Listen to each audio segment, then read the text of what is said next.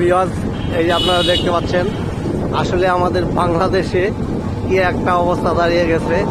আসলে এই আলুর কোলেস্টোরগুলা যা এই আলুর কোলেস্টোর আর হচ্ছে তো আপনার পেট্রোল পাম্প, এই দুটা জায়গায় একই অবস্থা। পেট্রোল পাম্পে ভিড় হচ্ছে মোটর সাইকেল আর মানুষের, আর আলুর কোলেস্টোর হচ্ছে আপনার এই আলুর কোলেস্টোর হচ্ছে আপনার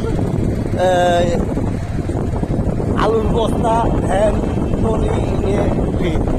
আসলেই বাংলাদেশে আমাদের কি অবস্থায় দাঁড়িয়ে চলে আসছে আপনারা নিজেই বুঝতে পারছেন। ইনশাআল্লাহ। আসসালামু আলাইকুম।